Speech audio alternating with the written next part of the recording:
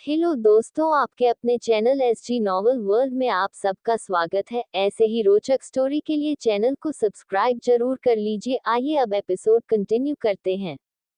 Episode 46, one night stand. अब आगे सब देखते हैं। एक लड़की जिसने बिजनेस सूट पहन रखा था, उसके चेहरे के रिएक्शन काफी नॉर्मल थे, बट उसका ऑरा काफी स्ट्रांग था। इत्ती जाकर उसके गले लग जाती है। वो लड़की जिसका नाम कीर्ति था, वो इत्ती की बुआ सा की बेटी थी और एक सक्सेसफुल बिजनेस वुमेन भी। अपने माँ सा और बाबा सा के डाइवोर्स के बाद कीर्ति ने अपने आप को एकदम इमोशनलेस बना लिया था और बहुत मेहनत करके एक सक्सेसफुल बिजनेस वुमेन बन गई थी, जिसमें उसके नाना यानी कि भवानी सिंह जी के परिवार ने भी बहुत हेल्प की थी। कीर्ति ने खुद को सिर्फ काम में झोंक दिया था। उसे मर्दों से सख्त नफरत थी, क्योंकि उसे लगता था कि सब लोग उसके बाबा सा की तरह धोखेबाज होते हैं। आकाश तो कीर्ति को देखकर जम सा गया था। उसे तो यकीन नहीं हो रहा थी, सिर्फ एक ही मुलावत के बाद उसे जिस लड़की से प्यार हो गया था, आज 3 साल बाद वो उसके सामने है। उसकी मिस अननोन, जिसके बारे में उसे कुछ पता नहीं था, यहाँ तक कि उसका नाम भी नहीं। लेकिन फिर भी आकाश ने सोच लिया था वो अपनी मिस अननोन को ही अपनी मिसेज बनाएगा। कीर्ति बाकी सबसे मिलती है, उसने अभी आकाश को नहीं देखा था। और फिर राणा सिंह जी की तरफ देखकर कहती है, नाना सा, आपको छोटी की शादी इतनी जल्दी करने की क्या जरूरत थी, और अभी वो बस 19 साल की है। वैसे भी यह शादी एंड ऑल बस एक धोखा है। इतनी मासूमियत से कीर्ति की तरफ देखने लगती है। उसे अपने दी के लिए बुरा लगता था कि कैसे उन्हें इतना सफर कर पड़ा। अपने बाबा सा का धोखा जो उन्होंने अपनी बीवी यानी इत्ती की बुआ को दिया था, उसका सबसे गहरा असर ही कीर्ति पर हुआ था। इत्ती की बुआ कीर्ति को समझाते हुए कहती है, कीर्ति बेटा, इत्ती की शादी होने वाली है और तुम। कीर्ति को एहसास होता है उसने ज्यादा बोल दिया। उसे डे से ही पता चला कि इत्ती की शादी होने वाली है। वो जल्दी से आ गई थी। उसे इत्ती से बहुत प्यार था। वो उसे अपने बच्चे की तरह ट्रीट करती थी। डे से ही उसने शादी के बारे में सुना। कीर्ति की शादी को लेकर इन्फीरियरिटी उस पर हावी हो गई और वो जल्दी से फ्लाइट से राजस्थान आ गई।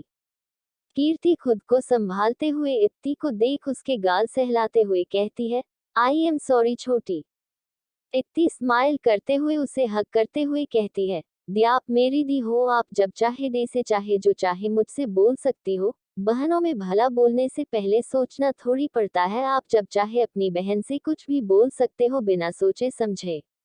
आई नो आप मेरा अच्छा ही चाहती हो। कीर्ति स्माइल करते हुए, वाह, शादी फिक्स होते ही इतनी मैच्योरिटी, नॉट बैड। हाँ। इत्ती हग ब्रेक करते हुए सबको देखकर कहती है, समझदार मैं बचपन से थी, लेकिन आप लोगों को कभी मेरी समझदारी दिखती ही नहीं है। हाँ, अच्छे लोगों की कद्र किसे है। जब चली जाऊंगी तो मेरी याद में आंसू बहाते रहना कि हमारे घर में इत्ती नाम की कोई लड़की थी, कितनी समझदार। उसकी बात सुन बाकी सब हंसने लगते हैं। कीर्ति इत्ती को वापस हक करते हुए, ओह हाँ नौटंकी इत्ती, फिर खुद को करेक्ट करते हुए, नहीं नहीं समझदार इत्ती। वैसे इस बार मार्क्स कितने थे समझदार इत्ती के। ये सुन इत्ती खिसियानी हंसी के साथ उससे अलग होते हुए, आप थक गई होगी ना, चलो रेस्ट करो। फिर बाकी फैमिली मेंबर्स को देखकर, आप लोग भी ना इतने बड़े हो गए, फिर भी इतना नहीं पता, कोई थक कर आता है तो उसे बिठाते हैं, पानी वगैरह पिलाते हैं। मेघा जी इत्ती की बात सुनकर कीर्ति से कहती है, अरे कीर्ति तुम सोफे पर बैठो, फिर इत्ती बताएगी मार्क्स। कीर्ति, हाँ मामी। फिर इत्ती को लेकर सोफे पर बैठ जाती है और बोलती है, हम अब बताओ। इत्ती फ्रस्ट्रेट होते हुए, अरे आप लोग एक समझदार वर्ड पकड़कर बैठ गए, बात कहा थी, मार्क्स पर कहाँ से आ गई। और फिर राणा सिंह जी के पास जाकर कहती है, दादा साहब को मैंने बताया था ना, मैंने पेपर कितने अच्छे से लिखा था, लेकिन उन लोगों ने जानबूझकर दुश्मनी निकाली है मुझसे। मुझे तो लगता है वो आपके कोई राइवल है, आप ना पता लगाए।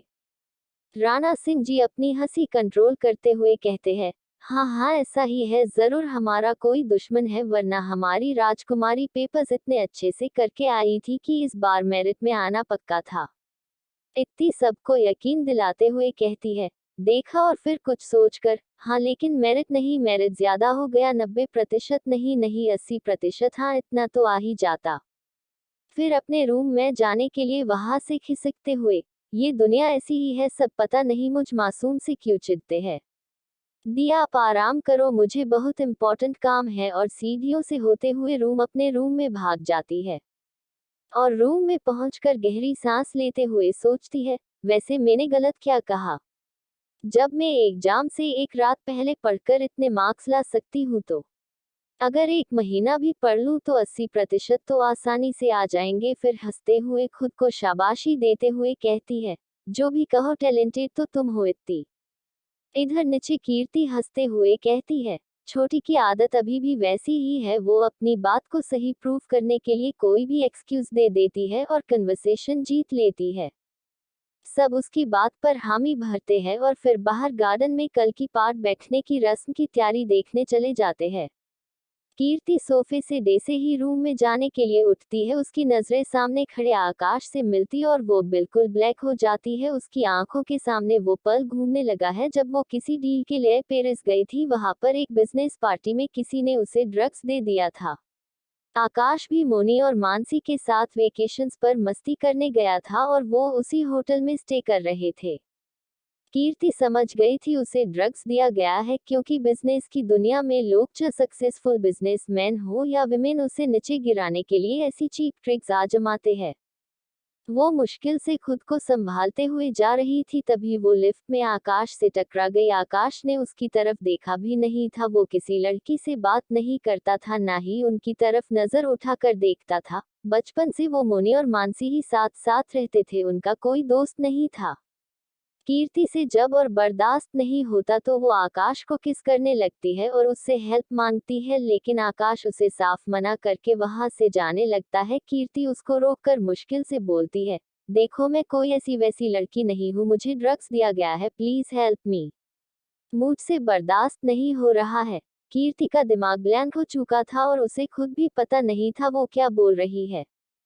आकाश उसे ध्यान से देखता है तो वो सच में तड़प रही थी, उसके माथे पर पसीना था। आकाश अच्छाई के नाते कहता है, ओके मैं आपको डॉक्टर के पास ले जाता हूँ, चलिए।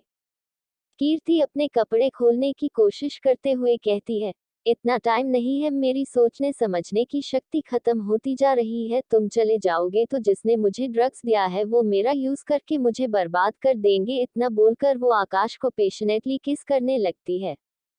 आकाश को अजीब लगता है, वो उसे खुद से दूर करने की कोशिश करता है, लेकिन कीर्ति अपने सेंसेज बिल्कुल खो चुकी थी। आकाश भी कीर्ति की प्रेजेंस से उसकी तरफ धीरे धीरे अट्रैक्ट होने लगता है और फिर उसे गोद में उठाकर अपने रूम में ले जाता है। और कीर्ति अभी भी उसे किस कर रही थी। आकाश उसे बेड पर बैठाता है और जैसे ही जाने वाला होता है, कीर्ति उसे अपने ऊपर खींचकर उसको पलटकर उसके ऊपर बैठ जाती है और उसकी शर्ट के बटन खोलने लगती है। आकाश ये देखकर कहता है, अरे आप तो मेरी इज्जत ही लूट रही है, मुझसे ये सब नहीं होगा, मैंने खुद को अपनी बीवी के लिए बचा रखा है। आपको मुझसे शादी करनी होगी और मेरी जिम्मेदारी लेनी होगी। कीर्ति कुछ नहीं बोलती और उसके होठों को अपने होठों में लेकर डिस्परेटली किस करने लगती है और कुछ देर में दोनों के कपड़े रूम में इधर उधर बिखरे थे। कीर्ति ड्रग्स के नशे में बहुत वाइल्ड हो रही थी और फिर वो खुद ही आकाश के शरीर से खुद को जोड़ लेती है। अब तक आकाश भी सब भूल कर उसको पलटकर उसके ऊपर आ जाता है, लेकिन उसने मन ही मन सोच लिया था वो कीर्ति की पूरी रिस्पॉन्सिबिलिटी लेगा। पूरी रात दोनों की यूं ही एक दूसरे की बाहों में बिता देते हैं। अगली सुबह जब कीर्ति की आंख खुलती है तो उसको अपनी पूरी बॉडी में तेज दर्द हो रहा था, क्योंकि उसका भी यह फर्स्ट टाइम था और कल वो अपने सेंसेज में नहीं थी, इसलिए उसे दर्द का एहसास नहीं हुआ। उसे रात का सब याद आता है तो वो झट से अपने साइड में देखती है तो आकाश सो रहा था। वो बहुत क्यूट और किसी मासूम बच्चे की तरह लग रहा था। कुछ पल तो कीर्ति सब भूल उसमें ही खो जाती है, लेकिन फिर उसे अपने बाबा सा का धोखा याद आता है और फिर उसकी पर्सनालिटी टफ हो जाती है।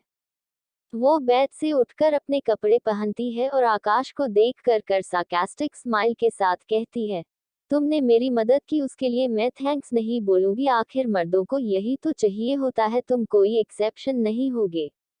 इससे पहले तुम उठकर अपने असली रंग दिखाओ, मैं खुद यहाँ से चली जाती हूँ। और फिर एक नोट जिसमें लिखा था, वैसे तो तुम मर्दों की यही फितरत है, लेकिन फिर भी यह मत सोचना कि मैं कभी तुम्हारे सामने आकर अपनी रिस्पॉन्सिबिलिटी लेने को बोलूंगी। तुम भी इसे वन नाइट स्टैंड समझकर भूल जाना और मैं भी। और नोट टेबल पर रखकर वहां से चली जाती है। आकाश की जब आंख खुलती है तो उसे रात का सब याद आता है। वो अपने साइड देखता है बट कीर्ति वहां नहीं थी। वो झट से उठकर अपनी पेंट पहनकर रूम में हर जगह चेक करता है, वॉशरूम, बालकनी, लेकिन कीर्ति उसे कहीं नहीं मिलती थी। तभी उसकी नजर टेबल पर नोट पर जाती है। उस नोट को पढ़कर आकाश को बहुत बुरा लगता है। वो उस नोट को देखते हुए कहता है, आपने मुझे बिना जाने मुझे जज कर लिया। हर लड़का सिर्फ जिस्म पर नहीं मरता, कुछ सिर्फ एक ही लड़की का वेट करते हैं और ताउम्र उसके लिए लॉयल रहते हैं। और आपको तो मेरे पास आना होगा माय मिस अननोन। आप अब मुझसे पीछा नहीं छुड़ा सकती। उसके बाद से कुछ दिन तक आकाश बिल्कुल शांत शांत रहता था। फिर टाइम के साथ वो नॉर्मल हुआ, लेकिन उसको कीर्ति की हमेशा याद सताती थी। उसने कोशिश की कीर्ति के बारे में पता करने की, लेकिन वो नाकामयाब रहा क्योंकि कीर्ति हमेशा लो प्रोफाइल रहती थी। कभी कभी जब उसे कीर्ति की ज्यादा ही याद आती तो उसकी आंखों से आंसू भी आ जाते थे। प्रेजेंट कीर्ति अपने सोच से बाहर आती है और फिर आकाश को इग्नोर करके जाने लगती है। हॉल में सिर्फ वो दोनों ही थे। उसको जाता देख आकाश उसके सामने आकर कहता है, आप पहले भी ऐसे बिना बताए चली गई थी और आज भी आप वही कर रही है।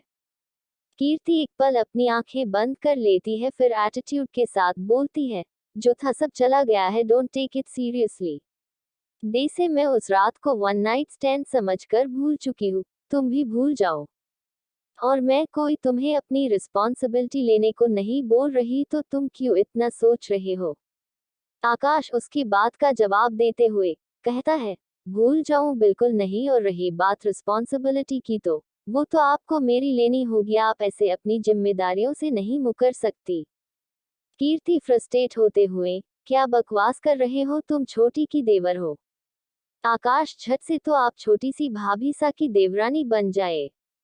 और फिर उसके पीछे देखते हुए कहता है, हमारा बेबी कहाँ है। कीर्ति शॉक्ड होते हुए, व्हाट। आकाश इनोसेंटली बोलता है, वो छोटी सी भाभी सा की नोवेल कलेक्शन में एक नोवेल थी, उसमें न वो वन नाइट स्टैंड करते हैं, फिर न जब दोबारा मिलते हैं तो उनका बेबी भी होता है। कहाँ है हमारा बेबी, अब तक तो वो 2 साल का हो गया होगा ना। कीर्ति फ्रस्ट्रेशन से खुद से कहती इतनी और उसकी नोवेल, और फिर आकाश की तरफ देखकर, शट अप, ऐसा रियलिटी में नहीं होता। आकाश बेचारे सा मुंह बनाकर, होना चाहिए था ना, हमारा बेबी वाओ में उसको बहुत प्यार करता। कीर्ति कुछ सोचकर एटीट्यूड से अपने हाथों को फोल्ड करके कहती, एज क्या है तुम्हारी। आकाश झट से जवाब देता, 24 एज है मेरी, मतलब शादी की उम्र है मेरी। मैं तुमसे 2 साल बड़ी हूँ। कीर्ति सरकास्म से बोलती है। आकाश क्यूट सा फेस बनाकर, कोई नहीं, मुझे चलेगा, आप 2 साल बड़ी हो या 20 साल, में खुशी खुशी आपके साथ रह लूंगा, age is just a number. आप मिर्ची की तरह तीखी और मैं एकदम स्वीट सा, वाव क्या कॉम्बो है। कीर्ति गुस्से से, शट अप, तुम सब लड़के एक जैसे होते हो, पहले अच्छा बनते हो और फिर अपना असली चेहरे दिखाते हो। और वहां से गुस्से से चली जाती है। आकाश को बुरा तो लगता है, बट वो फिर अपने जोली नेचर से पीछे से तेज आवाज में कहता है, अब मैं आपका पीछा नहीं छोड़ूंगा, मुझे इंसाफ चाहिए, आपको मेरी रिस्पॉन्सिबिलिटी लेनी होगी पूरी लाइफ के लिए। कीर्ति उसकी बात सुनकर भी अनसुना करके वहां से चली जाती है। रात का वक्त, आहार्य का रूम। बाथरूम से शॉवर की आवाज आ रही थी, मतलब आहार्य शावर ले रहा था। तभी उसके रूम का डोर ओपन होता है और चुपके से एक परछाई अंदर आती है। एपिसोड 47, छोड़िए मुझे, मुझे बात नहीं करनी आपसे। अब आगे। आहार्य के रूम का दरवाजा खुलता है और एक परछाई चुपके से रूम के अंदर आती है। ठीक उसी समय बाथरूम का डोर ओपन होता है और आहार्य ओनली ट्राउजर में बाहर आता है। वो अभी शावर लेकर आया था, जिस वजह से उसके बाल गीले थे, जिनसे पानी की बूंदें टपक रही थी और उसकी चेस्ट से होते हुए एब्स पर पानी की बूंदें ठहर रही थी।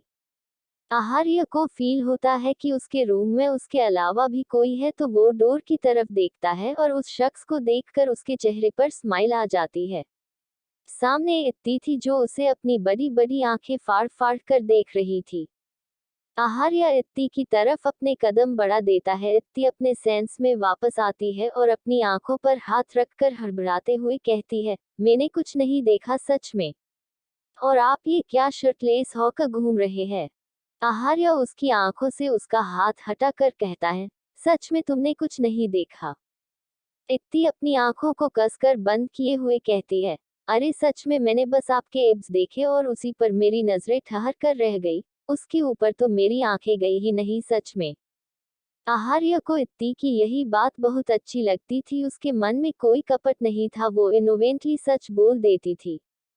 आहार्य इत्ती की पलकों पर अपनी इंडेक्स फिंगर फेरते हुए कहता है, तो अब देख लो, तुम्हें पूरा हक है मुझे हर तरह से देखने का।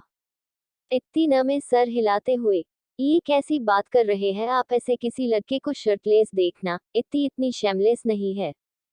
इत्ती ने कभी आहार्य को ऐसे शर्टलेस नहीं देखा था, इनफैक्ट आज तक किसी को भी नहीं, और वो अभी धीरे धीरे आहार्य के साथ कंफर्टेबल होने लगी थी, और आहार्य भी कोई जल्दबाजी नहीं कर रहा था, वो इत्ती को कंफर्टेबल रखने की पूरी कोशिश करता था।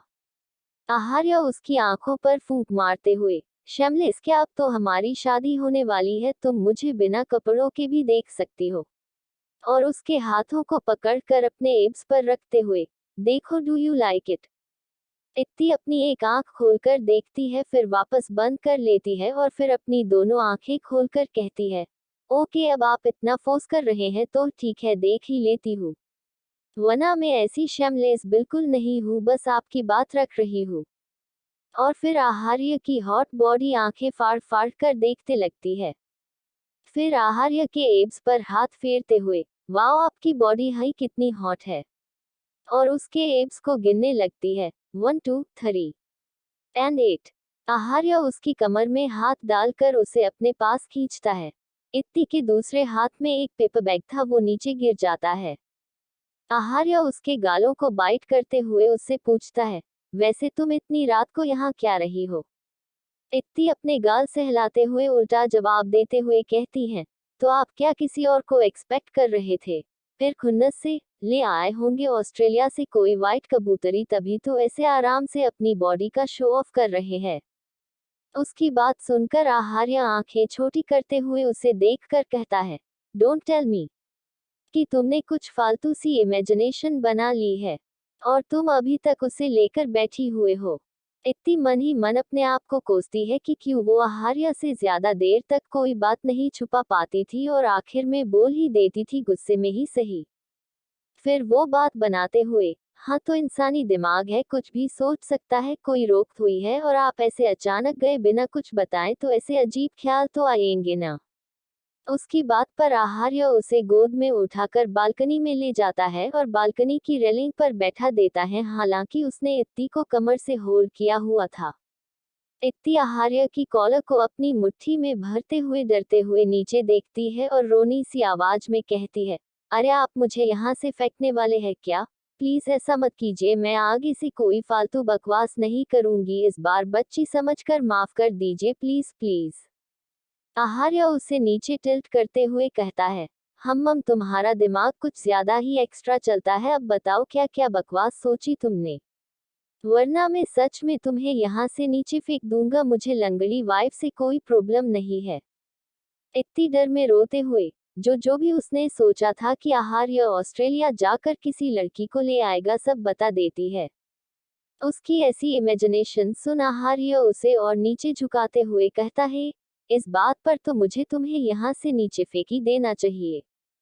इत्ती उसकी कमर पर अपने पैर लपेटते हुए तेज तेज चिल्लाते हुए कहती है, नहीं नहीं, आगे से पक्का मैं ऐसा कुछ नहीं सोचूंगी, बिल्कुल अच्छी बच्ची की तरह आपकी सारी बातें मानूंगी, आपसे किसी चीज की जिद भी नहीं करूंगी। प्लीज माफ कर दीजिए, इस बार अगर आपने मुझे यहाँ नीचे फेंका तो मेरी कमर का कचुम्बद बन जाएगा, फिर हमारी शादी कैसे होगी? आहार्य उसको उठा लेता है और इतनी जल्दी से उसकी कमर पर अपने पैर लपेट लेती है और उसके सीने में सर रखते हुए धीरे धीरे सुबकने लगती है। आहार्य वैसे ही उसको होल्ड किए हुए बेड पर बैठता है और उससे पूछता है, तुम इतनी रात को यहाँ क्या कर रही थी? इतनी रोते हुए गुस्से में कहती है, नहीं बताना मुझे कुछ, कितने अच्छे मूड से आई थी मैं यहाँ, मुझे रुला दिया आपने। आहार्य प्यार से उसके आंसू साफ करते हुए कहता है, ओके, आई एम सॉरी। अब बताओ क्यों आई थी? इत्ती उसकी गोद से उठते हुए जमीन पर पड़ा पॉली पॉली बैग उठाती है और गुस्से से बेड पर फेंकते हुए कहती है, मैं कितनी खुशी खुशी आपके लिए यह आउटफिट लेकर आई थी कल के फंक्शन के लिए, लेकिन आपने क्या किया? बहुत बुरे हैं आप। और गुस्से से पैर पटकते हुए रूम से जाने लगती है। आहार्य बेड से उठकर उसके पास जाता है और उसकी कमर से पकड़कर उसे होल्ड कर लेता है। इत्ती के पैर हवा में उठ जाते हैं और वो अपने पैर हवा में चलाते हुए कहती है, छोड़िए मुझे, मुझे बात नहीं करनी आपसे। आहार्य को मन ही मन बहुत हंसी आ रही थी, इत्ती इतनी क्यूट जो लग रही थी। वो उसको उठाए हुए ही कहता है, अच्छा पहले बताओ तो तुम मेरे लिए क्या लेकर आई हो? इत्ती मुंह फुलाकर जवाब देती है, खुद देख लीजिए।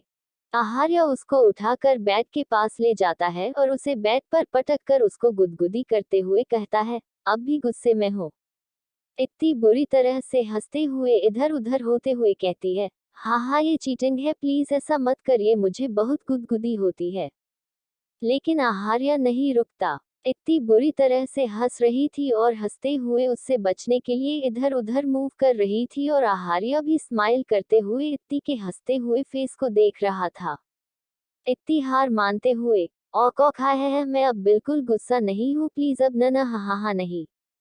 आहार्य उसे छोड़ देता है। इत्ती बुरी तरह से हाफ रही थी, उसकी आंखों में कुछ आंसू की बूंदें थी, पता नहीं वो हंसने की वजह से थी या कुछ देर पहले रोने की वजह से। कुछ देर बाद इत्ती शांत होती है तो वो साइड पड़े पेपर बैग को उठाते हुए कहती है, इसमें न कपड़े हैं, वो आपको कल पहनने हैं, कल भी कहीं आप ब्लैक पहन आओ। फिर आगे उसके सेट किए हुए हल्की बियर्ड्स पर हाथ रखते हुए कहती है, हाँ मानती हूँ आप ब्लैक में हैंडसम लगते हैं, लेकिन जरूर नहीं आप हर जगह ब्लैक में आ जाओ, मुझे तो कभी कभी लगता है आप शादी वाले दिन भी ब्लैक पहन कर आ जाओगे। आहार्य इत्ती के हाथों पर जो कि उसके के बियर्ड्स पर थे उस पर हाथ रखते हुए सर हिला कहता है, हाँ मैं उस दिन भी ब्लैक ही पहनता। ये सुनकर इत्ती चौंकते हुए बेड से उठते हुए कहती है, क्या बिल्कुल नहीं? आपको मैं ऐसा बिल्कुल भी नहीं करने दूंगी, आप न कलरफुल कपड़े ही पहनेंगे, इत्ती जिद करते हुए कहती है। वो इस चीज को लेकर काफी सीरियस लग रही थी। आहार्य उसकी जिद को साफ साफ नकारते हुए तेज आवाज में कहता है, हर बात पर जिद करना जरूरी नहीं है, और जाओ सो जाओ अब। उसकी तेज आवाज सुनकर इत्ती अंदर तक हिल जाती है और उसकी आंखें भी हल्की नम हो जाती है, फिर वो वहां से भागते हुए चली जाती है। आहार्य इस बार उसे नहीं रोकता। वो एक नजर उन कपड़ों को देखता है और उसकी आंखों के आगे एक पल घूमता है जहां एक छोटा लड़का किसी के ऊपर कपड़े फेंकते हुए कहता है, तेरी यही औकात है, वैसे भी अब कोई रंग नहीं बचे तेरी जिंदगी में, तुझे ऐसे ही काले रंग के कपड़े पहनने चाहिए ताकि तुझे एहसास हो कि तेरी जिंदगी अब बिल्कुल बेरंग है, बिल्कुल इस ब्लैक शर्ट की तरह। और तेज तेज हंसने लगता है। उसी के सामने एक छोटा बच्चा अपने आप को खुद में समेटे डरा सहमा बैठा था, उसकी आंखों में आंसू थे। आहार्य अपनी सोच से बाहर आता है और अपने चेहरे पर हाथ फेरते हुए कहता है, नहीं मेरी लाइफ में भी खुशियां हैं, मेरी चेरी है मेरे पास, मैं उसे दुनिया की सारी खुशियां दूंगा, मैं अपने अतीत की वजह से उसे हट नहीं कर सकता। उसका शरीर पास्ट की बातें सोचकर गुस्से से कांप रहा था। उसका पास्ट फिर उस पर हावी हो रहा था। अगली सुबह महल के गार्डन एरिया में स्टेज पर दो पार्ट लगे थे क्योंकि आज पार्ट बैठने की रस्म होने वाली थी। प्रकृति और बाकी सब लड़कियां इत्ती को लेकर आती है और पार्ट पर बैठा देती है। इत्ती ने एक पिंक एंड रेड कलर का नेट का गाउन पहन रहा था जिसका ऊपर का गाउन नेट का था और वो टखनों से थोड़ा ऊपर तक था, और नीचे जॉर्जेट की स्कर्ट थी जो थोड़ी ही दिख रही थी, और सर पर पीछे से चुन्नी ओढ़ रखी थी और उसके बालों को कल करके मिड पार्टीशन निकाला गया था और बीच में छोटा सा मांगटिका सेट किया हुआ था। उसकी नजरें झुकी हुई थी और चेहरे पर थोड़ी उदासी थी। सब लोग उसे एक पार्ट पर बैठा देते हैं। वो नीचे देख रही थी। सब आहार्य का वेट कर रहे थे लेकिन वो अभी तक नहीं आया था। ऋतिक आहार्य को देखने जाने वाला था कि आहार्य सामने से आता हुआ सबको दिखता है और उसे देखकर सबको हार्ट अटैक आते आते बचता है। आहार्य ने व्हाइट पैंट और व्हाइट शर्ट पहन रखी थी, चेहरे पर हमेशा वाला गुरूर, वो बहुत ही ज्यादा हैंडसम लग रहा था और सूरज की हल्की किरण उस पर पड़ने से वो ऐसा लग रहा था जैसे कोई ग्रीक गॉड हो। वो बस इत्ती को देखते हुए आ रहा था जो अपनी नजरें झुकाए बैठी थी। इत्ती की कजिन्स तो उसको देखकर थोड़ी देर के लिए सांस लेना भूल गई थी। आहार्य के घर वालों को अपनी आंखों पर यकीन ही नहीं हो रहा था, क्योंकि उन्होंने इतनी सालों से आहार्य को ब्लैक के अलावा कोई रंग पहनते हुए नहीं देखा था। ऋतिक खुशी से मन में कहता है, फाइनली बॉस, आप अपने पास से निकल रहे हैं। फिर इत्ती की तरफ देख आगे कहता है, आई एम श्योर ये सब लेडी बॉस की वजह से हुआ है। आहार्य जाकर दूसरे पार्ट पर इत्ती के पास बैठ जाता है। इत्ती अभी भी नीचे देख रही थी। आहार्य उसके हाथों को अपने हाथों में जकड़ लेता है और फिर थोड़ा झुककर उसके कान में कहता है, जिसके लिए मैंने ये पहना है उसको मुझे देखने में शायद कोई इंटरेस्ट नहीं है, कोई बात नहीं, बाकी सबको देखने दो। उसकी बात सुनकर इत्ती अपनी नजर उठाकर उसे देखते हैं तो कुछ पल उसमें खोकर ही रह जाती है। सच में आहार्य लगी इतना चार्मिंग रहा था। उसको खुद में खोए देख आहार्य उसके कान में कहता है, आई एम सॉरी। उसने इतने अट्रैक्टिव वॉइस में सॉरी बोला था कि इत्ती का रोम रोम पिघल गया और उसके चेहरे पर एक मुस्कान खिल जाती है। उसकी स्माइल देखकर अब जाकर आहार्य के बेचैन दिल को सुकून आया था। ऋतिक झूठी खांसी करते हुए, बॉस, मेरे ख्याल से पहले हम रस्म कंटिन्यू कर लेते हैं, बाद में आप ये कंटिन्यू कर लेना। उसकी आवाज सुनकर दोनों सेंस में आते हैं और सामने देखते हैं तो सामने सब उन्हें ही मुस्कुराते हुए देख रहे थे। आहार्य को किसी से कोई फर्क नहीं पड़ता, वो वापस से इत्ती की तरफ कशिश से देखने लगता है। लेकिन सबको अपनी तरफ देखता पाकर इत्ती की नजरें झुक जाती है और उसके चेहरे पर एक शर्मीली मुस्कान आ जाती है।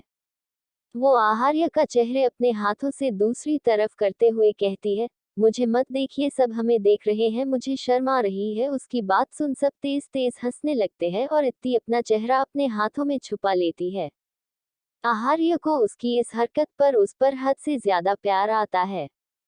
Episode 48, spring of happiness. अब आगे इत्ती और आहार्य की रस्म शुरू होती है। तेजस्वी जी थाल में रखे बताशी को उठाती है और उसे घी में डुबोकर उसको आहार्य को खिलाने के लिए उसके मुंह की तरफ करती है। आहार्य उस बताशी को अजीब नजरों से देखने लगता है।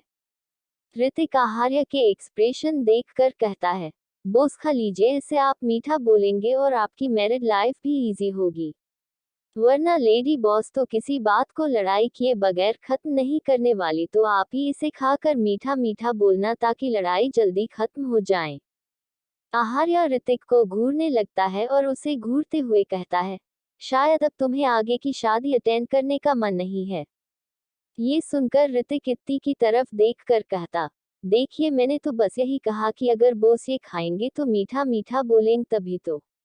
यह आपकी बातें सिर्फ सुनेंगे, आपको सुनाएंगे नहीं, क्योंकि बॉस इतना कड़वा बोलते हैं कि ऑफिस स्टाफ इनकी कड़वी बातें सुनकर कुछ पल डिप्रेशन में चले जाते हैं। आज ऋतिक फुल आहार्य को इरिटेटेड करने के मूड में था, भले ही बाद में उसे कितनी भी बड़ी सजा क्यों न भुगतनी हो, लेकिन यह मौका उसे बार बार नहीं मिलने वाला था। इत्ती आहार्य को घूरते हुए कहती है, उनको डराने से अच्छा खा ही लीजिए, इससे आप मीठा तो बोलेंगे, वरना आप सच में बहुत कड़वा बोलते हैं। ये सुन आहार्य अब इत्ती को घूरते हुए बताशी को खा लेता है। तेजस्वी जी फिर इत्ती को बताशी और घी खिलाती है। इत्ती उसे बहुत मुश्किल से निगलती है, क्योंकि उसे यह बिल्कुल पसंद नहीं आया था, वैसे भी उसे मीठी चीजें कमी से पसंद थी। आहार्य इत्ती के एक्सप्रेशन देखकर धीरे से कहता है, हम्म, कैसा लगा? इत्ती अजीब सा मुंह बनाते हुए, इसकी जगह चॉकलेट्स ही खिला देते, वो भी तो मीठी होती है। पहली बार यह रस्म किसी बड़े को करनी थी। फिर दूल्हे के भाई बहन दुल्हन को खिलाते और दुल्हन के भाई बहन दूल्हे को। यह एक तरह का कंपटीशन था और सिर्फ माहौल को खुशनुमा बनाने के लिए। सबसे पहले शिवाय एटीट्यूड से आता है, वो अपने मन में आहार्य से बदला लेने के फुल मूड में आया था। फाइनली आज उसे मौका जो मिला था। आहार्य को शिवाय के एक्सप्रेशंस देखकर आइडिया लग गया था कि उसके साले साहब के इरादे कुछ नेक नहीं है। शिवाय घी में डूबोकर एक बताशा उठाता है और उसको आहार्य के मुंह की तरफ बढ़ा देता है। जैसे ही आहार्य उसे खाने वाला होता है, शिवाय अपने हाथ पीछे खींच लेता है। ये देख आहार्य अपने दांत पीसते हुए कुछ बोलने वाला होता है कि शिवाय बीच में ही बोल पड़ता है, नहीं नहीं जीजा सा, आप तो अभी से गुस्सा हो गए। यही तो रस्म है कि आपको ये बताशा खाने हैं और आप जितने ज्यादा बताशी खाओगे उतनी ही आपकी मैरिड लाइफ मिश्री जैसी मीठी मीठी होगी और उतनी ही लड़ाई कम होगी।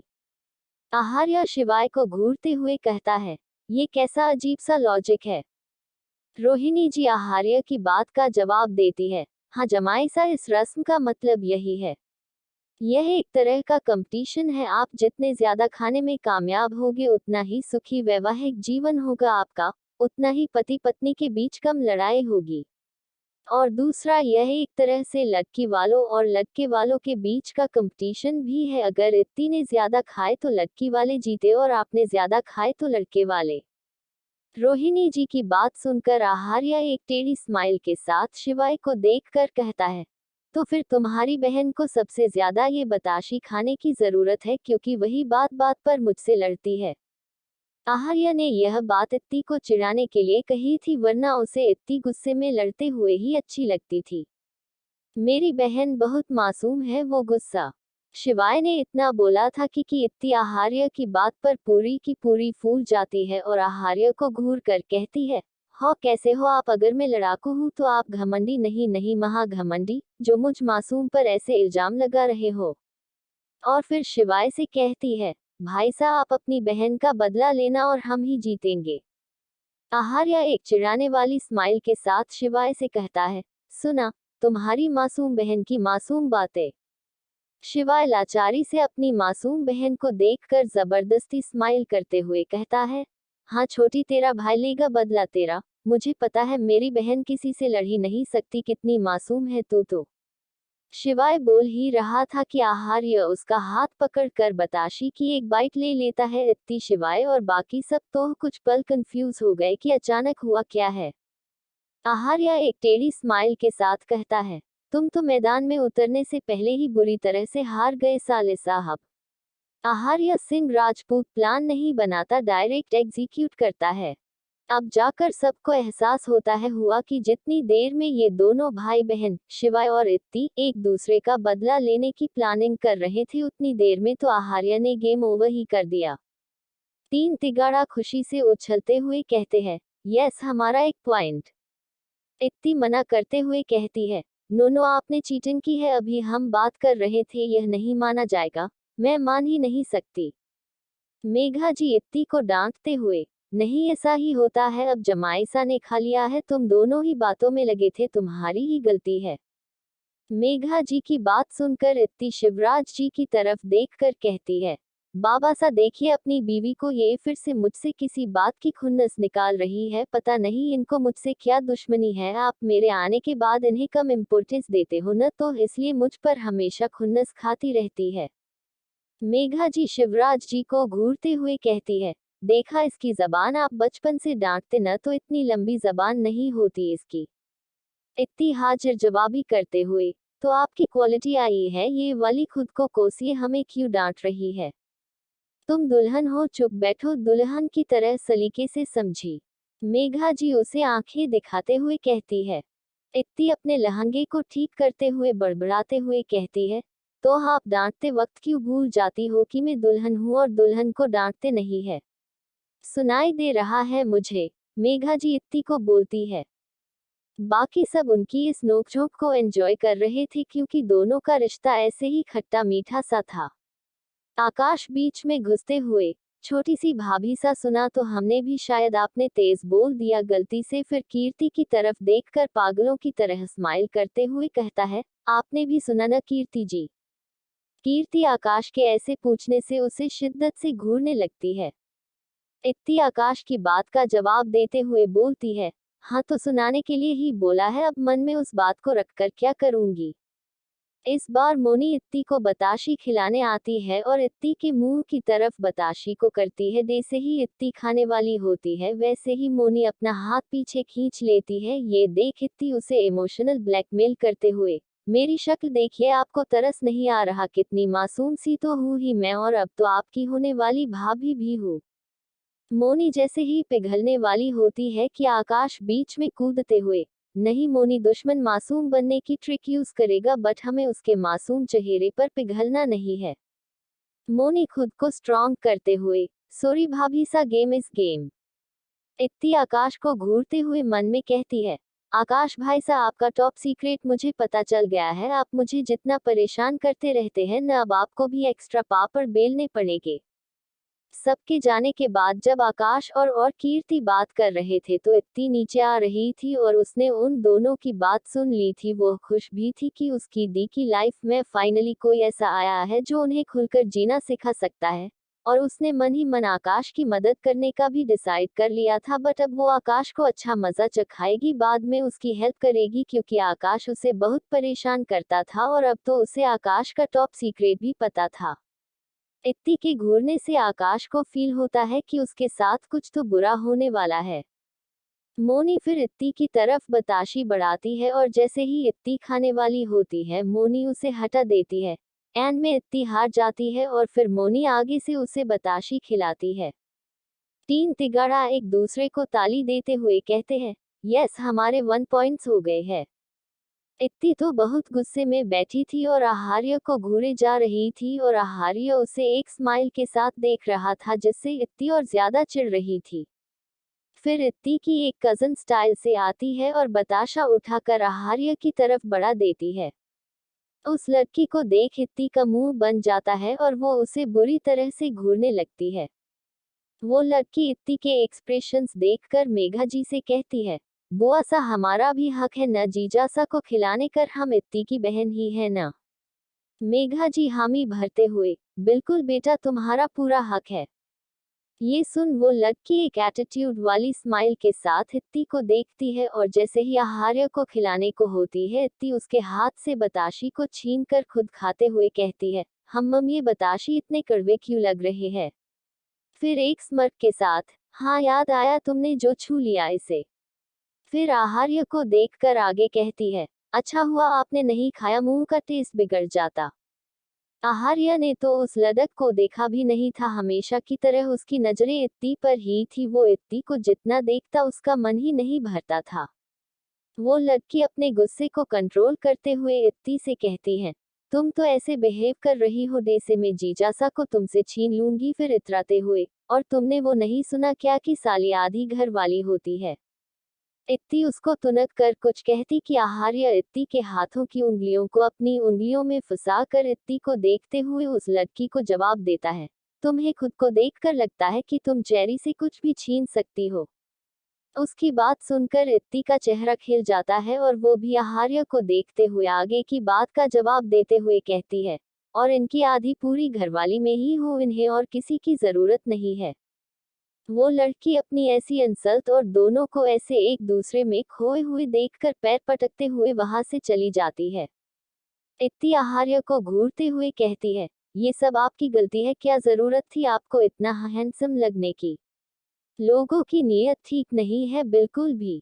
ऊपर से यह वाइट में और ज्यादा हैंडसम लग रहे हैं, किसने कहा था ये पहनने के लिए। आहार्य इत्ती को अपनी एक आईब्रो रेस करके देखता है, जैसे बता रहा हो शायद तुम्हारी ही जिद थी। हाँ तो आपने बटन क्यों खोला। इत्ती उसके ऊपर का बटन बंद करते हुए कहती है और फिर उसकी रोल स्लीव्स को अनरोल करते हुए कहती है, ये भी इसको क्यों रोल कर रखा है, सब आपकी गलती है, आप ही जानबूझकर हॉट बनकर आए थे, मुझे मत घुरिए।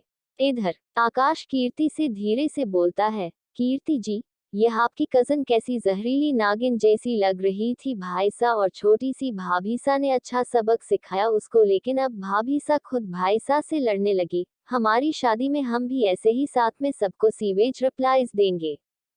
कीर्ति उसको इग्नोर करके इत्ती और आहार्य के पास चली जाती है। आकाश भी उसके पीछे पीछे चल देता है। कीर्ति बताशी उठाकर आहार्य की तरफ बढ़ाती है और आकाश भी उसी टाइम इत्ती की तरफ बढ़ाता है।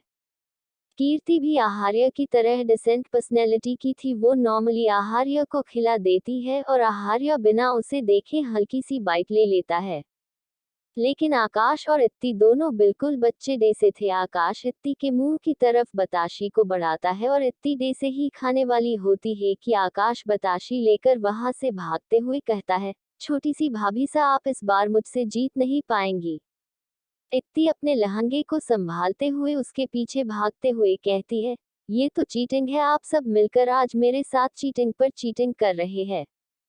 और वो दोनों पूरे गार्डन में भागने लगते हैं। इत्ती जब आकाश के थोड़ा पास पहुंचती है तो थोड़ी तेज आवाज में कहती है, अगर आपने मुझे नहीं खिलाया तो मैं कीर्ति दी को आपके खिलाफ भड़का दूंगी। वो दोनों बाकी सबसे थोड़ा दूर थे, तो कोई सुन नहीं पाया, लेकिन आहार्य और ऋतिक को लिपसिंग आती थी तो दोनों ने इत्ती की बात समझ ली। आहार्य खुद से कहता है, ये लड़की कुछ भी करती रहती है। और ऋतिक अपने मन ही मन सोचता है, ये लेडी बॉस कितनी तेज है, बेचारे मेरे बॉस। मुझे ऑफिस में एक्स्ट्रा टाइम देना होगा क्योंकि सर तो अब बहुत बिजी होने वाले हैं। लेडी बॉस इतनी जिद्दी जो है, फिर मन ही मन मजबूती से, हाँ मैं ओवर टाइम करूंगा। इधर आकाश ये सुनकर रुक जाता है और इत्ती से डे से कुछ पूछने वाला होता है। इत्ती वहां से जाते हुए, मैंने सब सुन लिया था, कल आपको मेरी मदद के बिना इंसाफ नहीं मिलेगा। आकाश भी उसके पीछे भागता है। इत्ती अपनी जगह जाकर बैठ जाती है, वो थोड़ा हाफ रही थी। आहार्य उसकी पीठ रब करते हुए कहता है, कितना उछल कूद करती हो तुम। इत्ती खुद की सांसें नॉर्मल करते हुए, वो खुद मुझे परेशान कर रहे थे, आप तो बस मुझे ही बोलते रहते हैं। आकाश इत्ती के पास आते हुए, छोटी सी भाभी सा मुंह खोलिए। इत्ती नखरे दिखाते हुए, नहीं मुझे नहीं खाना। मोनी और मानसी आकाश के पास आकर पूछती है, भाई साहब अभी हमें तो बड़ा मोटिवेट कर रहे थे कि जीतना है। आकाश उन दोनों को इग्नोर करते हुए अपने जेब से चॉकलेट निकालते हुए, जो वो कीर्ति की इम्प्रेस करने के लिए लाया था, वो चॉकलेट इत्ती को देते हुए कहता है, लीजिए आप ये लीजिए ना। अपने क्यूट से देवर को उसकी गुस्ताखी के लिए माफ कर दीजिए। इत्ती वो चॉकलेट लेते हुए कहती है, ठीक है आप इतनी रिक्वेस्ट कर रहे हैं तो ले ही लेती हूँ, और आकाश को एक डेविल स्माइल देती है। अब रस्म हो गई थी। तेजस्वी जी आहार्य और इत्ती के पास आते हुए कहती है, अब सब हो गया है तो। आहार्य उन्हें बीच में टोककर ऋतिक की तरफ देखकर उसका नाम लेता है। आहार्य का एक शब्द सबको बताने के लिए काफी था कि ऋतिक ने अभी रस्म नहीं की और वो भी उसके भाई का ओहदा रखता है। आहार्य की बात ऋतिक को अंदर तक छू जाती है। आहार्य एक ऐसा इंसान था जो अपनी फीलिंग शब्दों में एक्सप्रेस नहीं कर पाता था कि सामने वाला उसके लिए कितना जरूरी है, लेकिन उसके एक्शन सब बता देते थे। वैसे तो ऋतिक को पता था कि आहार्य उसे सिर्फ अपना एम्प्लॉय नहीं मानता है, क्योंकि एक बार किसी बिजनेस पार्टनर ने ऋतिक को बोल दिया था कि वो महज एक नौकर है आहार्य का। और जब ये बात आहार्य को पता लगी तो आहार्य ने उसे पूरी तरह से बर्बाद कर दिया था। आहार्य की वजह से ही आज वो जिंदा था, इस मुकाम पर था। ऋतिक जल्दी से जाकर आहार्य को हक कर लेता है और इमोशनल होते हुए कहता है, thank you boss, thank you for everything. Aharya उसकी पीठ पर हाथ रखकर अपने पुराने ऑरा के साथ कहता है, don't behave like a child. लेकिन ऋतिक फिर भी उसे नहीं छोड़ता। माहौल थोड़ा इमोशनल हो गया था। इत्ती माहौल को लाइट करने के लिए कहती है, हाँ ऐसा कीजिए, आप दोनों पहले ये कर लीजिए, मेरा तो कोई रोल नहीं है यहाँ, मैं जा रही हूँ हिमालय। और उठ के जाने लगती है। आहार्य उसका हाथ पकड़ लेता है और ऋतिक को इस बार सख्त आवाज में कहता है, अगर तुम अब नहीं हटे तो मैं तुम्हें जॉब से निकल दूंगा। ये सुनकर ऋतिक जल्दी से आहार्य को छोड़ते हुए, सॉरी बॉस, मैं भावनाओं में बह गया था, आप मेरी जगह किसी और को मत दीजिएगा। ऋतिक के छोड़ते ही आहार्य इत्ती को खींचकर अपनी गोद में बैठा लेता है। एपिसोड 49, इत्ती की सौतन। अब आगे। इत्ती को आहार्य ने अपनी गोद में खींचकर बैठा लिया था। इत्ती उसकी गोद में कसमसाते हुए कहती है, अब याद आ गया आपको कि आपकी शादी किससे हो रही है, मुझे तो लगा भूल गया आप मुझे। आहार्य उसे वापस उसकी जगह पर बैठाते हुए कहता है, तुम भूलने दोगी मुझे? बिल्कुल नहीं, इत्ती झट से कहती है, फिर इतराते हुए आगे के कहती है, वैसे भी मैं हूं ही ऐसी कि कोई आसानी से भूल न पाए। उसकी बात पर आहार्य उसको घूरते हुए कहता है, पागल लड़की, कुछ भी बोलती हो। इत्ती कुछ बोलती कि रोहिणी जी और तेजस्वी जी उन दोनों के सामने आती है। उनके हाथ में एक थाली थी, उसमें 2 कंगने एक तरह का धागा रखे हुए थे। तेजस्वी जी दोनों को कंगनों की तरफ इशारा करते हुए कहती है, बेटा, एक कंगने तुम दोनों को एक दूसरे के हाथों में बांधने हैं, वो भी एक हाथ से। तुम दोनों अपने दूसरे हाथ का इस्तेमाल नहीं कर सकते, और फिर इस कंगने को तुम दोनों को अपनी शादी की रात को खोलना है, तब भी एक ही हाथ से। इससे तुम्हारे रिश्ते में जो भी उतार चढ़ाव आएगा, तुम दोनों तालमेल बैठा कर उसे साथ में पार कर लोगे। इत्ती बहुत एक्साइटेड हो जाती है। आकाश कुछ सोचते हुए कहता है, लेकिन दादी सा, ये कैसी अजीब सी रस्म है, ऐसे तो फर्स्ट नाइट पूरी इस धागे को खोलने में ही बीत जाएगी ना। वैसे तो यह सवाल वहां खड़े सब यंगस्टर्स के दिमाग में चल रहा था, लेकिन अब हर कोई आकाश बाबू की तरह इनोवेंट तो नहीं होता, न कि जो मन में सवाल आए उसे सीधा सामने वाले पर दाग दे। सब आकाश के सवाल पर अजीब नजरों से उसे घूरने लगते हैं। ये देख आकाश सकपकाते हुए हड़बड़ी में कहता है, सॉरी सॉरी, कुछ गलत बोल दिया है क्या? हम अब समझ गया मैं, अगर फर्स्ट नाइट वेस्ट हुई तो सेकंड नाइट तो है न। उसने हड़बड़ी में पता नहीं क्या क्या बोल दिया। अब तो सब उसे खा जाने वाली नजरों से घूरने लगते हैं। फिर सब उसे इग्नोर कर देते हैं। कीर्ति जो आकाश के पास खड़ी थी, वो खुद से कहती है, बस मर्दों के दिमाग में यही सब चलता रहता है। आकाश, जिसके कान बहुत तेज थे और जब बात उसके बारे में हो रही हो तब तो वो मिलो दूर से भी सुन लेता था, वो कीर्ति की बात पर जल्दी से रिएक्ट करते हुए कहता है, नहीं कीर्ति जी, मेरा दिमाग बहुत इनोसेंट है सच में। फिर मोनी और मानसी जो एक दूसरे से बात करने में बिजी थे, दोनों के सर पर मारते हुए, ये दोनों है डर्टी माइंडेड, इन्होंने ही मुझे ये सब गंदी बातें सिखाई है, वो भी जबरदस्ती इतना बोलकर पप्पी फेस बना लेता है। कीर्ति इरिटेट होते हुए अपनी आईज रोल करते हुए कहती है, व्हाटएवर, और वहां से चली जाती है। आकाश भी उसके पीछे जाता कि मोनी और मानसी उसके एक एक हाथ को पकड़ लेती है और आकाश को घूरते हुए कहती है, हम डर्टी माइंडेड है। मोनी सोचने की एक्टिंग करते हुए मानसी से कहती है, मानसी, याद है बचपन में कोई कहता था कि यह लड़कियों की तरह क्यों रहती हो? मानसी उसकी बात पर हाँ में हाँ मिलाते हुए बात को आगे बढ़ाते हुए कहती है, और बोलते थे, सख्त बनो, छुई मुई नहीं, मेरी तरह बोल बनो, तुम भाई हो मेरे भाई। और अब देखो, लड़की के आते ही हमें भूल गए। आकाश दोनों को मक्खन लगाते हुए, भाइयों, मेरे प्यारे भाइयों, तुम दोनों तो मेरे जिगर के टुकड़े हो। बस एक बार कीर्ति जी इम्प्रेस हो जाए, इतनी मुश्किल से तो मुझे मेरी मिस अननोन मिली है। तुम दोनों अपने भाई के लिए इतनी सी बात तो डाइजेस्ट कर सकती हो ना, थोड़ी बहुत बेइज्जती खुद पर लेनी है, ज्यादा कुछ नहीं। लेकिन उसकी इस मक्खनबाजी का मोनी और मानसी पर कोई असर नहीं होता है, और वो दोनों उसके हाथों को पकड़े हुए खड़ी रहती है, आकाश को जाने नहीं देती। आकाश बेचारा कभी मोनी को देखता तो कभी मानसी को, लेकिन वो दोनों सामने देख रही थी और उन्होंने आकाश के हाथों को दोनों साइड से पकड़ा हुआ था। इधर तेजस्वी जी और रोहिणी जी दोनों आहार्य और इत्ती को एक एक कंगना देती है। इत्ती एक्साइटेड होते हुए तेजस्वी जी और रोहिणी जी से कहती है, देखना, इसको तो मैं आराम से कर लूंगी। दोनों स्माइल करते हुए इत्ती की बातों का जवाब देती है, हम तुम जरूर करोगी। पहले आहार्य एक कंगना उठाकर अपने एक हाथ से इत्ती की कलाई में बांधने लगता है। सब बहुत एक्साइटेडली देख रहे थे। आहार्य एक हाथ से इजीली उसकी कलाई की नोट बांध देता है, क्योंकि उसके लिए यह बहुत इजी था। ये देखकर इत्ती बड़ी बड़ी आंखें कर कहती है, अरे ये तो बहुत इजी है, इसमें कौन सा कंपटीशन, ये तो कोई भी इजीली करके जब इन्होंने कर लिया तो मैं भी आराम से कर लूंगी। उसका ओवर कॉन्फिडेंस देखकर आहार्य एक टेढ़ी स्माइल करता है।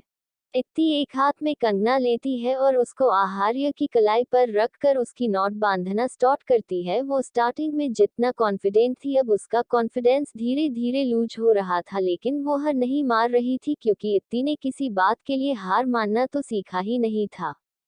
आहार्य और बाकी सब की नजरें बस इत्ती पर थी, जिससे वो इरिटेट होती हुई आहार्य से कहती है, बस होने वाला था, लेकिन आपके ऐसे देखने से मैं थोड़ी डिस्ट्रैक्ट हो गई। ऐसा करिए, आप अपनी आंखें बंद कर लीजिए, तब हो जाएगा। आहार्य उसको टीज करते हुए कहता है, हम वैसे भी बहुत इजी है, हो जाएगा, मैं देखूं या ना देखूं। इत्ती उसे शिद्दत से घूर कर फिर ट्राई करती है, लेकिन काफी देर तक उससे नहीं होता है। वो अब बस रोने की कगार पर आ चुकी थी। उसे जब गुस्सा आता था तो रोना भी आता था। ये देख आहार्या एक धागे की नोट को पकड़ता है तो इत्ती उसे देखने लगती है तो आहार्या उसे आंखों के इशारे धागे के दूसरे सिरे को पकड़ने का इशारा करता है। उसका इशारा समझ इत्ती दूसरे सिरे को पकड़ती है तो आहार्या एक सिरे को दूसरे सिरे में मिलाता है। इत्ती भी समझ जाती है कि उसे आगे क्या करना है, फिर वो दोनों साथ मिलकर उस नॉट को बांध देते हैं।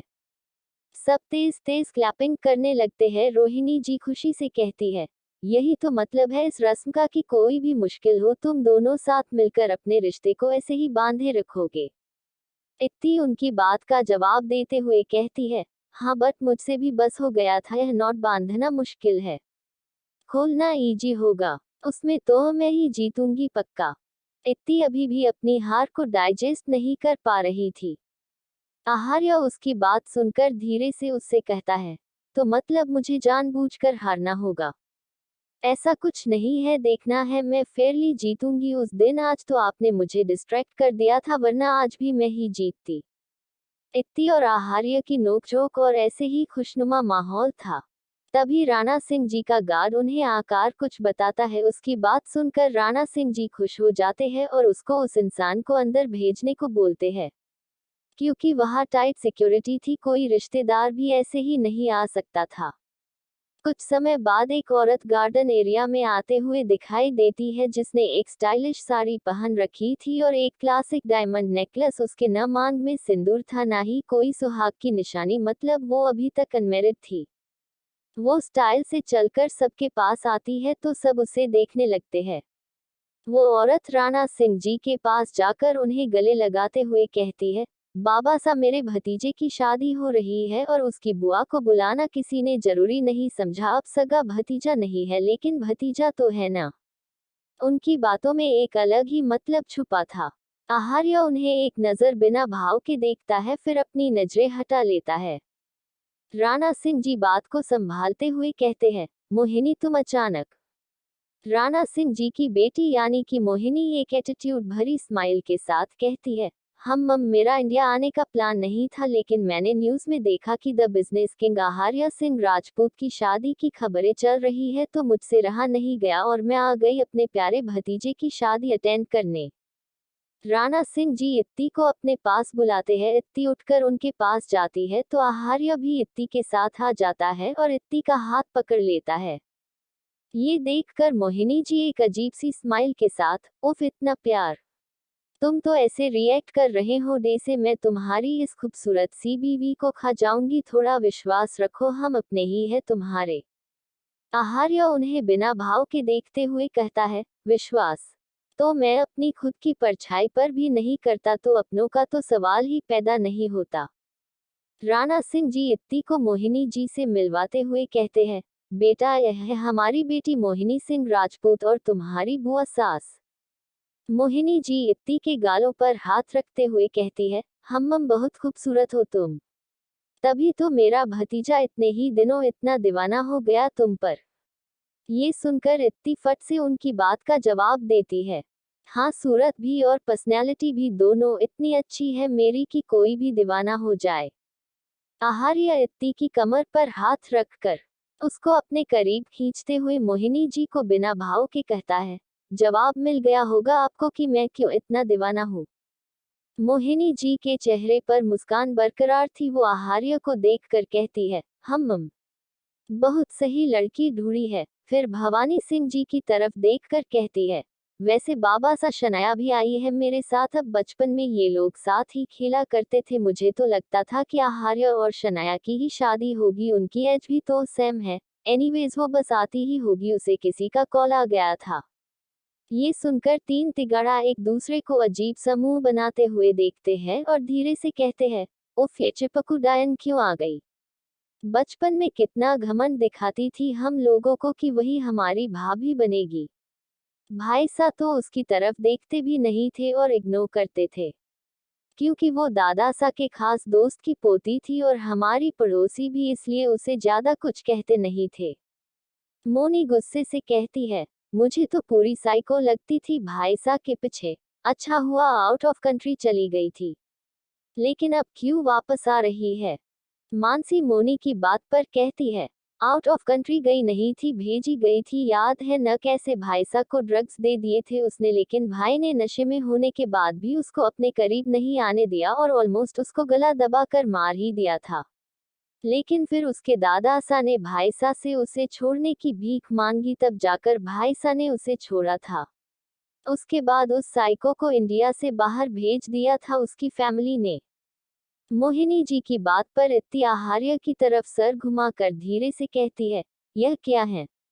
मैंने जब आपसे पूछा था आपकी कोई गर्लफ्रेंड है तब तो आपने मुझ पर कितना गुस्सा किया था, अब यह मेरी सौतन कहाँ से उत्पन्न हो गई? आहार्य उसे घूरते हुए कहता है, ज्यादा अपना दिमाग लगाने की जरूरत नहीं है। वो कोई नहीं है मेरी, बस एक घटिया लड़की है। और मैंने पहले भी कहा था कि तुम ही मेरी लाइफ की पहली और आखिरी लड़की हो। आहार्य की आवाज में एक नफरत और इरिटेशन थी जो इत्ती को भी साफ महसूस हो रही थी। सबकी नजर उस तरफ चली जाती है लेकिन आहार्य उस तरफ देखने की कोई जहमत नहीं उठाता है। वो एक नजर भी उस इंसान को नहीं देखता, उसकी नजरें हमेशा की तरह इत्ती के फेस पर थी जो उस लड़की को अपनी आंखें छोटी करके घूर रही थी।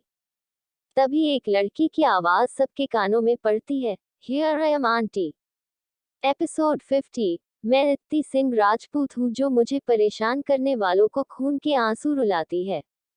अब आगे शनाया स्टाइल से चलते हुए आती है। उसने एक साड़ी पहन रखी थी जो कि उसका स्टाइल बिल्कुल नहीं था, जो कि उसके चलने के तरीके से ही पता लग रहा था कि वो उस साड़ी में कितनी अनकंफर्टेबल है।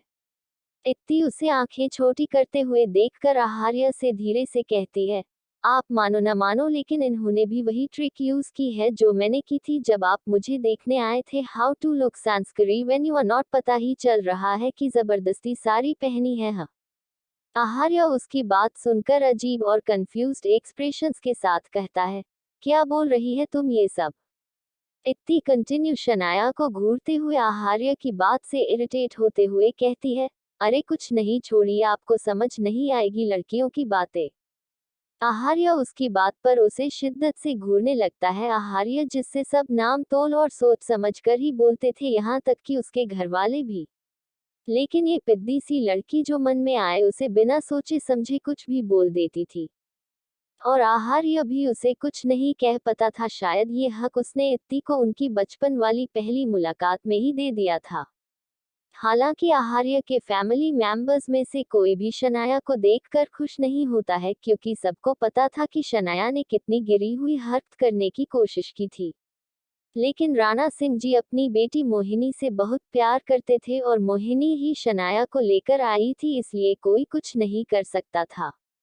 शनाया सबके पास आकर खड़ी होती है और आहार्य को एक अदा के साथ देखने लगती है, लेकिन आहार्य उसे देखने की कोई जहमत नहीं उठाता। ये देख शनाया को बहुत गुस्सा आता है, लेकिन वो अपनी मुस्कुराहट के पीछे अपने गुस्से को दबा लेती है।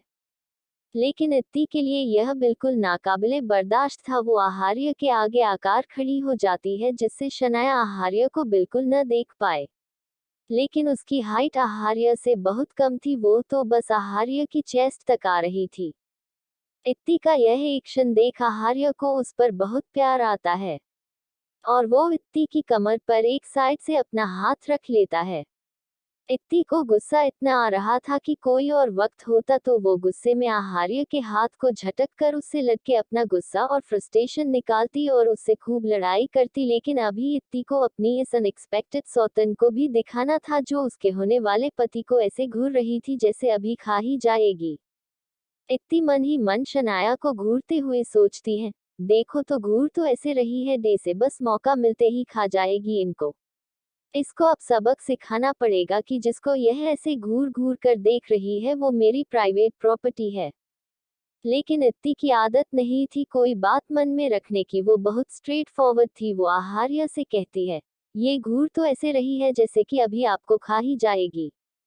इत्ती ने यह बात आहार्य को धीरे से बोली थी, लेकिन वो गुस्से में थी इसलिए उसकी आवाज सबको साफ साफ सुनाई दे गई और आकाश की तो हंसी ही छूट गई। आहार्य के फेस पर भी स्माइल आ गई। शनाया को गुस्सा तो इतना आया कि वो अभी इत्ती को आहार्य से दूर कर इत्ती का मर्डर कर दे, लेकिन वो अच्छा बनने के लिए कहती है, कितनी क्यूट और फनी हो तुम, अच्छा मजाक कर लेती हो।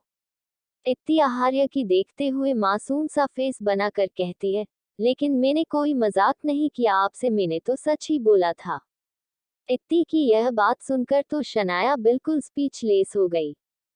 जहां एक तरफ इत्ती को दुनिया जहां का गुस्सा फील हो रहा था, वहीं दूसरी तरफ आहार्य को शनाया के होने या न होने से कोई फर्क नहीं पड़ता है। वो उसे ऐसे ट्रीट कर रहा था जैसे वो एक्सिस्ट ही नहीं करती। जब से वो आई थी, आहार्य ने उसकी तरफ एक हल्की नजर से देखना भी जरूरी नहीं समझा। और यही बात शनाया के ईगो पर लग रही थी। बुआ जी यह सब महसूस करके इत्ती से कहती है, बहू रानी इससे मिलो, यही है शनाया। और फिर शनाया को देखकर स्माइल करते हुए आगे कहती है, और शनाया ये है आहार्य की होने वाली वाइफ इत्ती। शनाया इत्ती को ऊपर से नीचे तक स्कैन करते हुए कहती है, लेकिन आंटी यह आहार्य से एज में कुछ ज्यादा ही छोटी नहीं है? आई मीन आहार्य को उसके एज ग्रुप की लड़की से शादी करनी चाहिए थी ना। तो फिर वो आगे कुछ और बोलती कि इत्ती उसकी बात को बीच में काटते हुए कहती है, होल्ड ऑन होल्ड ऑन। पहली बात तो आपको मेरे हस्बैंड के लिए इतना कंसर्न दिखाने की जरूरत नहीं है, और दूसरी बात कि एक बच्ची से शादी करना is far better than married to aunty. अब बच्ची से शादी करेंगे तो हम दोनों घर घर खेलते हुए अपना घर बसा लेंगे, लेकिन ये किसी आंटी से शादी करेंगे तो इनको तो हमेशा मम्मी वाली फीलिंग आएगी न उससे। इत्ती के जवाब से तो सबको एकदम सांप ही सूंघ गया बिल्कुल। तीन तिगड़ा का तो मन कर रहा था कि वो लोग इत्ती को हजारों टोपों की सलामी दे। जैसा कि इत्ती ने सोचा था, उसकी यह line, to a teenager is far better than the married to aunty, married, एकदम जाकर शनाया के ईगो पर लगी। शनाया थोड़ा गुस्से से बोली, आंटी किसके लिए बोला तुमने? इत्ती बोरियत से, उफ अब ये भी बच्ची को ही समझना होगा। फिर आहार्य की तरफ देखकर मासूम फेस बनाकर कहती है, कोई नहीं, बता ही देती हूँ, वैसे भी बुढ़ापे में दिमाग थोड़ा कम ही काम करता है लोगों का। अरे आंटी, यानी कि आपने ही तो बोला अभी कि मैं कुछ ज्यादा ही छोटी हूँ और आपके एज ग्रुप का, something like that. To aunty यानी आपके एज ग्रुप की लड़कियां, यानी कि आप। शनाया अपना कंट्रोल खोने के कगार पर थी। वैसे भी वो एकदम साइको इंसान थी जिसका उसके घर वाले ट्रीटमेंट भी करा रहे थे। वो इत्ती को घूरते हुए अपनी हाथ की मुट्ठी कसते हुए कहती है, तुम्हें मैं कहाँ से आंटी लगती हूँ? वहीं से जहाँ से मैं आपको बच्ची लगी आंटी। इत्ती उसकी बात का हंसकर जवाब देते हुए कहती है। शनाया ने इतनी तेजी से अपनी मुट्ठी बंद कर रखी थी कि उसके लंबे नाखून उसके हथेली में अंदर तक धंस गए थे और अब धीरे धीरे उसकी हथेली से खून रिस रहा था। ऐसा वो तभी करती थी जब उसका पागलपन और गुस्सा उस पर हावी होने लगता था। मोहिनी जी जब ये देखती है कि शनाया बस अपना आपा खोने वाली है, तो वो सामने आकर कहती है, ओके बस अब बातचीत हो गई। बहू रानी तुम्हें भी अब आराम करना चाहिए, वैसे भी कल हल्दी का फंक्शन है तो तुम्हें फ्रेश दिखना है। उसकी बात सुनकर इत्ती आहार्य का हाथ अपनी कमर से हटाते हुए वहां से जाने को होती है। वैसे भी इस वक्त उसको बहुत तेज गुस्सा आ रहा था। डॉट डॉट, लेकिन फिर कुछ सोचकर पीछे मुड़ते हुए भवानी सिंह जी को देखकर एक प्यारी से स्माइल के साथ कहती है, दादा सा। डॉट डॉट, वो मैं आपको एक बात तो बताना भूल ही गई है, अब याद आया। मेरे दिमाग में एक आइडिया आया था रात को कि मेरी शादी के कार्ड में एक चीज स्पेशली मेंशन हो कि लड़कियां थोड़ा कम मेकअप थोप कर आए, क्योंकि वो दिन मेरा है, सिर्फ मेरा। वैसे तो आई नो मुझे कोई टक्कर नहीं दे सकता, लेकिन फिर भी इससे कुछ यूनिक और डिफरेंट हो जाएगा। ये बात उसने शनाया को टॉन्ट करते हुए बोली थी, क्योंकि वो एकदम बोल्ड मेकअप करके आई थी। वैसे भी इत्ती की पर्सनैलिटी कुछ ऐसी थी कि अगर उसको किसी पर गुस्सा आ जाता था तो जब तक वो उस इंसान को पूरा का पूरा रोस्ट न कर दे, उसको सेटिस्फैक्शन नहीं मिलता था। इतना बोलकर इत्ती वहां से चली जाती है। आहार्य भी उसके पीछे ही चला जाता है। और फिर तीन तिगड़ा प्रैक्टी और बाकी सब भी, क्योंकि फंक्शन तो वैसे भी खत्म हो गया था। शनाया आहार्य को इत्ती के पीछे जाते हुए किसी साइको की तरह देखने लगती है। सबके जाने के बाद राणा सिंह जी मोहिनी जी से कहते हैं, मोहिनी यह क्या है, तुम शनाया को ये क्यों लाई हो? तुम्हें तो पता है ना कि इसने क्या किया था और आहार्य को कितनी नफरत है इससे। उनकी बात सुनकर मोहिनी शनाया को आंखों से कुछ इशारा करती है जिसे राणा सिंह जी देख नहीं पाते। उनका इशारा समझकर शनाया अपने चेहरे पर गिल्ट वाले एक्सप्रेशंस लाते हुए कहती है, सॉरी अंकल, आपको तो पता है ना, तब मैं छोटी थी और बीमार भी, मुझे सही गलत का कोई अंदाजा नहीं था। लेकिन अब मैं समझ गई हूँ और मैंने सच्चाई भी एक्सेप्ट कर ली है कि आहार्य मुझे पसंद नहीं करता और उसकी शादी अब किसी और से हो रही है। मैं तो आना भी नहीं चाहती थी, आंटी ही मुझे लेकर आई है। वो ये सब देसे देसे बोल रही थी, उसकी हाथ की मुट्ठियां बिल्कुल कसते जा रही थी।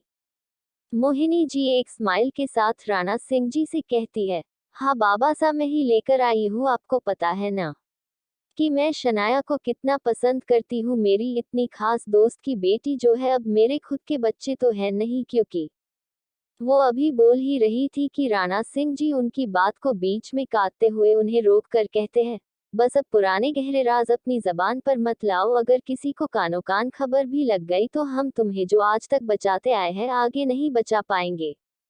मोहिनी जी उन्हें हक करते हुए कहती है, बाबा साहब, वो सब गलतियां मैंने अनजाने में की थी जिसका गिल्ट मुझे अभी तक है। इसीलिए तो मैं इतने सालों तक इंडिया नहीं आई। थैंक यू बाबा साहब, आपने मेरी हर गलती माफ की। राणा सिंह जी अपनी इकलौती बेटी से बहुत प्यार करते थे और उसकी यह बातें सुनकर वो पिघल गए, उन्हें यकीन भी हो गया था कि उनकी बेटी अब सुधर गई है। मोहिनी जी अभी भी उनके गले लगी हुई थी और उनके चेहरे पर एक कुटिल मुस्कान थी जो राणा सिंह जी देख नहीं पाए थे क्योंकि मोहिनी जी का चेहरा दूसरी तरफ था। इत्ती का रूम। इत्ती अपने रूम की चीज इधर उधर फेंकते हुए गुस्से से कहती है, वो डायन, उसकी तो मैं आंखें नोच लूंगी। उसकी हिम्मत कैसे हुई उनको देखने की?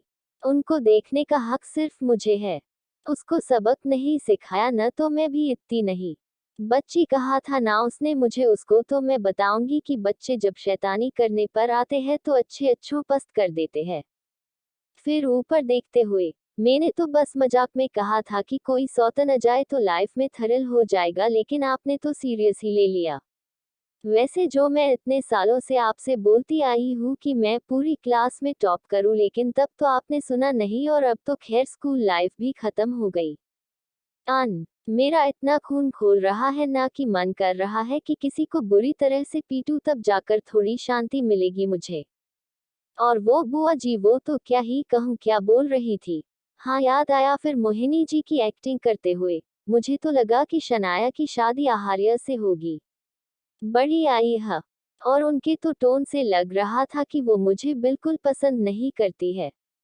हाँ तो न करे, और मैं कोई सती सावित्री नहीं हूँ जो मुझे कोई परेशान करेगा तो मैं बस आंसू बहाऊंगी।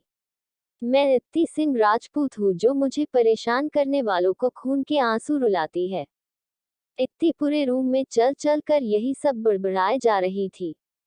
तभी उसका पैर जमीन कर पड़े टैडी बियर पर पड़ता है जो उसी ने उठा कर फेंका और वो गिरने वाली होती है कि कोई उसे अपनी बाहों में थाम लेता है। बाकी का नेक्स्ट एपिसोड नेक्स्ट पार्ट में कवर करेंगे। कहानी को लाइक शेयर कमेंट जरूर करें और प्लीज लाइक भी जरूर करें। Thank you.